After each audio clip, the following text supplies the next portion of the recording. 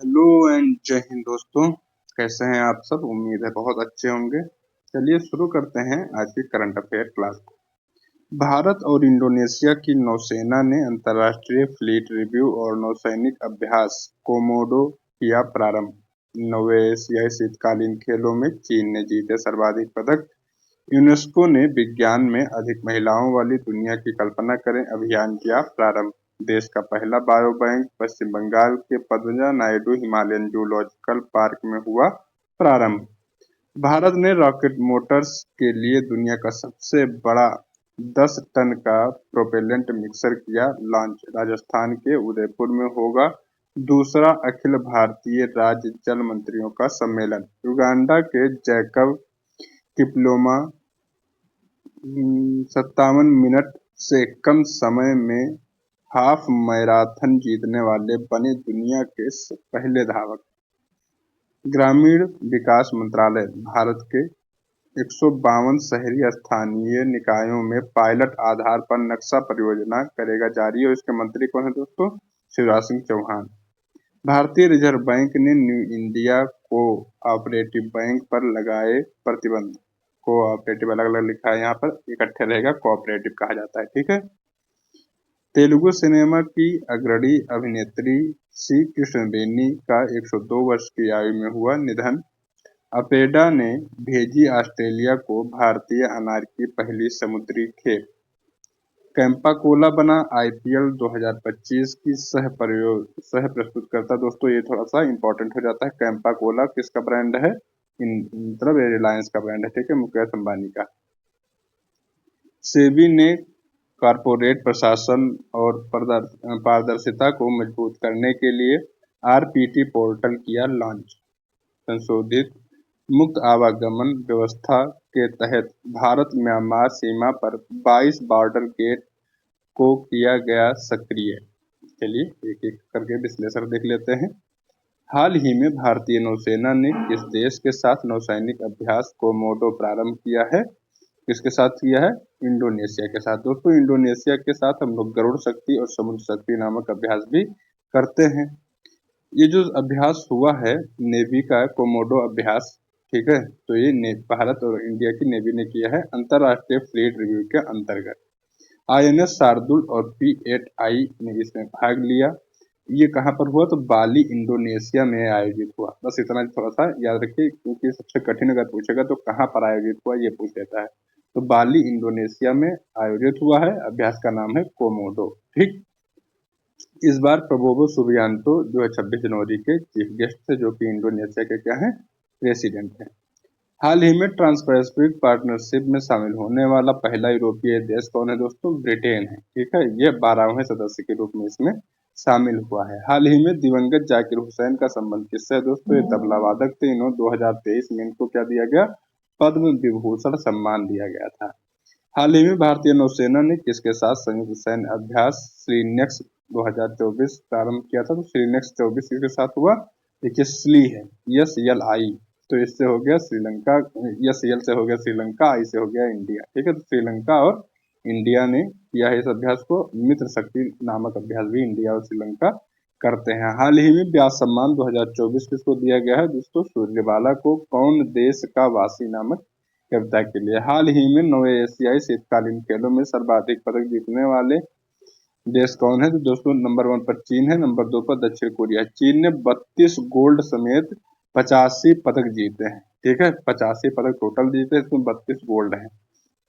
भारत से 59 व्यक्ति शामिल हुए थे, 59 खिलाड़ी, जिसमें किसी ने भी कोई पदक नहीं जीता। 0 पदक है भारत के, क्योंकि पूरा भारत इसमें रील बनाने में व्यस्त है और रुपया कमा रहा है खूब। अमेरिका को हम लोग पिछाड़ देंगे रील बना बना के। ठीक है, तो पदक जीतने की जरूरत नहीं है। ठीक है, सब नाचो खेलो कूदो।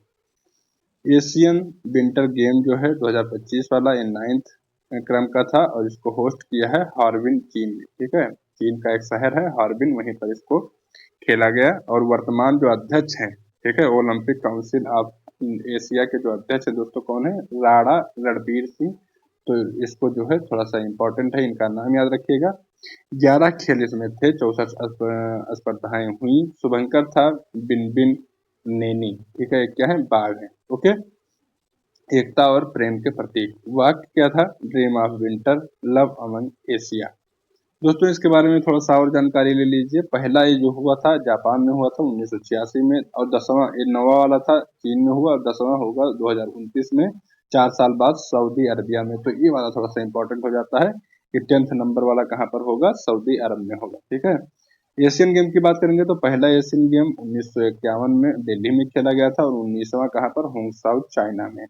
ओलंपिक की बात करेंगे तो पहला 1896 में एथेंस में खेला गया था। पैरा ओलंपिक, देखिए ओलंपिक और पैरा ओलंपिक दोनों साथ में नहीं होते। ओलंपिक 1896 से ही शुरू हो गया था, जबकि पैरा ओलंपिक 1960 में, बहुत बाद में उसके आया है।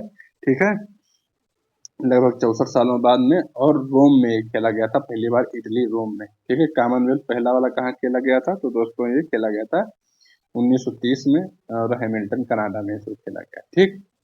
हाल ही में लोकसभा में पेश 129वां बिल कौन है? तो दोस्तों वन नेशन वन इलेक्शन। इसके अध्यक्ष कौन थे? तो अपने पूर्व प्रेसिडेंट साहब थे।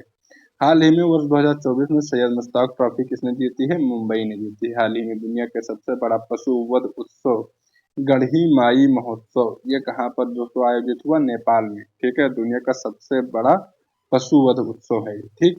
हाल ही में वन के विश्वकोश उपनाम से प्रसिद्ध पर्यावरणविद तुलसी गौड़ा का निधन हो गया है। दोस्तों ये कहाँ की है? कर्नाटक की। ठीक है। इनका निधन कहाँ पर हुआ? कर्नाटक में। हाल ही में विज्ञान में अधिक महिलाओं वाली दुनिया की कल्पना करें, जो है अभियान को किसने प्रारंभ किया है? यूनेस्को ने। यूनेस्को दोस्तों एजुकेशन, साइंस और कल्चर को बढ़ावा देने के लिए 1945 में इसकी स्थापना हुई, और पेरिस में इसका हेडक्वार्टर है, पेरिस फ्रांस में। ठीक। बात करेंगे WHO की तो 1971 में इसकी स्थापना होती है, और जिनेवा स्विट्जरलैंड में इसकी स्थापना, मतलब इसका हेडक्वार्टर है। और ग्लोबल जेंडर गैप का जो है WHO जो है ई WEF, ठीक है, वर्ल्ड इकोनॉमिक फोरम। तो ये जो है दोस्तों यही आपका क्या करता है, जो है जेंडर गैप इंडेक्स जो होता है, ये भी इसको यही जारी करता है। ठीक है। भारत का कितना है? 129वां रैंक है, 129 रैंक है भारत की। बात करेंगे WTO की तो इसकी स्थापना 1 जनवरी 1995 में हुआ, और जिनेवा में इसका हेडक्वार्टर है। ठीक। यूनेस्को की बात करेंगे दोस्तों तो इसमें 2024 में यूनेस्को की कहाँ पर हुई बैठक? दिल्ली में हुई। ठीक है, भारत मंडपम में। और इसी में भारत में 43वां जो विश्व धरोहर है, भारत की 43वें विश्व धरोहर जो है मोइतम असम में है। ठीक है, इसको शामिल किया गया। इस प्रकार से भारत के पास टोटल 43 हो गए। 43 में से जो 35 हैं ये सांस्कृतिक हैं, 7 है प्राकृतिक, और 1 मिक्स है। ठीक है। ये विश्व धरोहर सम्मेलन में, मतलब विश्व धरोहर में शामिल है भारत के 43 जगह। ठीक। चलिए नेक्स्ट देखेंगे।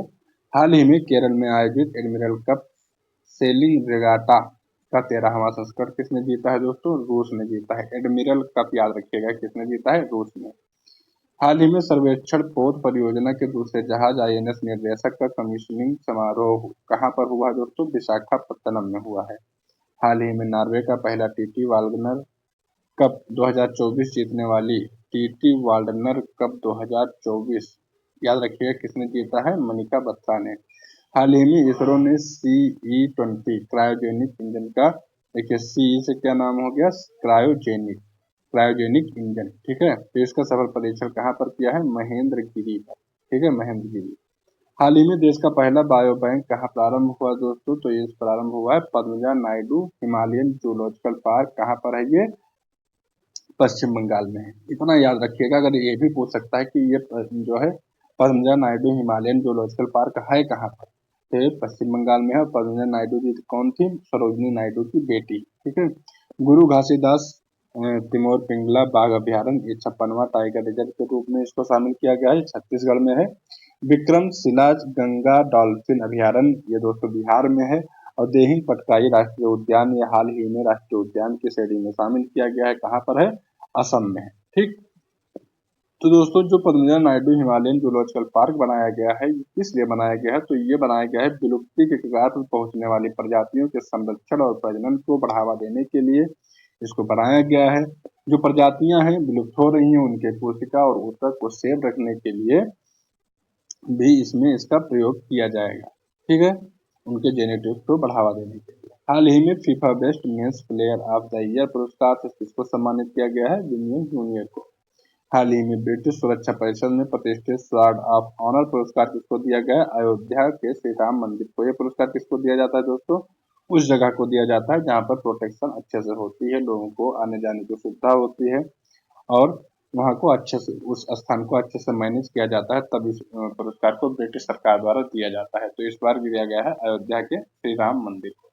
हाल ही में कैंसर के लिए mRNA टीका विकसित करने वाला दुनिया का पहला देश कौन बन गया है? रूस बन गया है। हाल ही में भारतीय मसाला अनुसंधान संस्थान कोच्चि द्वारा लॉन्च की गई नई किस्म की सुरसा का संबंध किससे है दोस्तों? सुरसा क्या है? अदरक है। हाल ही में इसरो ने रॉकेट मोटर्स के लिए दुनिया का सबसे बड़ा 10 टन का प्रोपेलेंट मिक्सर कहाँ लॉन्च किया है? सतीश धवन अंतरिक्ष केंद्र में लॉन्च किया है। कहाँ पर है? श्रीहरिकोटा आंध्र प्रदेश में ये जो है अंतरिक्ष केंद्र है, ठीक है। बस तो दोस्तों बात करेंगे कि जो रॉकेट होता है उसमें पहला जो स्टेज होता है वहाँ पर सॉलिड फ्यूल का ईंधन का प्रयोग किया जाता है, मतलब ठोस ईंधन का, और फिर उसके ऊपर लिक्विड फ्यूल का जो है प्रयोग किया जाता है, ठीक है। और जो रॉकेट है वो न्यूटन के तीसरे नियम पर आधारित होता है कि आप किसी वस्तु पर जितना फोर्स लगाते हैं वह वस्तु आप पर भी मतलब उतना ही प्रतिक्रिया बल लगाती है, ठीक है। क्रिया प्रतिक्रिया बल इसको कहा जाता है। हाल ही में अंग्रेजी श्रेणी में किसे साहित्य अकादमी पुरस्कार 2024 दिया गया? देखिए अंग्रेजी श्रेणी में पूछ रहा है, कौन सा पुरस्कार? साहित्य अकादमी पुरस्कार 2024 किसको दिया गया है? स्टीवन पील को, ठीक है। ये पुरस्कार दिया गया है। चलिए आगे बढ़ेंगे। 1 जनवरी 2025 में कहाँ भीख देना अपराध घोषित कर दिया गया दोस्तों? इंदौर में, ठीक है। और अब भोपाल ने भी इसको अपराध घोषित करने के लिए मतलब अपना नियम कानून बनाना शुरू कर दिया है। हाल ही में क्रिस्टिन फ्रास्टा डोटीर किस देश की सबसे युवा प्रधानमंत्री के रूप में निर्वाचित हुई हैं? आइसलैंड की। दोस्तों नाम फिर से याद कर लीजिए, क्रिस्टिन क्रिस्टिन फ्रास्टा डोटीर, क्रिस्टिन फ्रास्टा डोटीर, ठीक है। हाल ही में प्रधानमंत्री मोदी को सर्वोच्च सम्मान द ऑर्डर ऑफ मुबारक अल कबीर, देखिए द ऑर्डर ऑफ मुबारक अल कबीर किसने दिया है? कुवैत ने।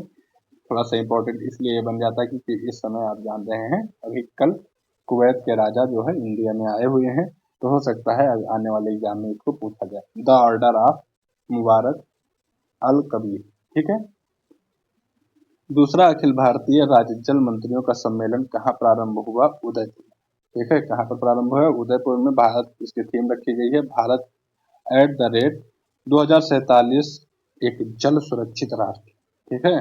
भारत एट 2047 एक जल सुरक्षित राष्ट्र, ठीक है। ये तो इसका जो पहला सम्मेलन हुआ था भोपाल में हुआ था, दूसरे साल मतलब हर दूसरे साल पर होता है। तो ये पहला वाला 2023 में हुआ था भोपाल में, दूसरा वाला कहाँ पर हो रहा है अब? उदयपुर राजस्थान में हो रहा है। उदयपुर को दोस्तों झीलों की नगरी कहा जाता है, तो ये थोड़ा सा याद रखिएगा, झीलों की नगरी किसको कहते हैं? उदयपुर को, ठीक है। जल प्रबंधन के लिए इसको जाना जाता है। प्रयागराज अंतर्राष्ट्रीय पक्षी महोत्सव 2025 कहाँ पर हुआ? प्रयागराज में हुआ। शुभंकर था स्टीमर पक्षी, ठीक है। गंगा यमुना नदी जो है नारंगी चोच, गंगा यमुना नदी पर ये पक्षी पाए जाते हैं और इनका जो है चोच क्या होता है? नारंगी रंग का, और काले सफेद रंग के ये पक्षी होते हैं। हाल ही में भारतीय महिला क्रिकेट टीम ने किसे हरा कर पहला अंडर-19 T20 महिला एशिया कप जीता है? तो इसको बांग्लादेश को हराया है। 18वीं भारत वन स्थिति रिपोर्ट 2023 के अनुसार दोस्तों लॉन्च तो हुई है 2024 में, लेकिन ये 2023 से इसका नाम लिखा जाएगा, ठीक है। तो ये अधिकतम वृद्धि करने वाला राज्य कौन है दोस्तों? वनों के क्षेत्र में। तो छत्तीसगढ़ ने सबसे ज्यादा वृद्धि किया है।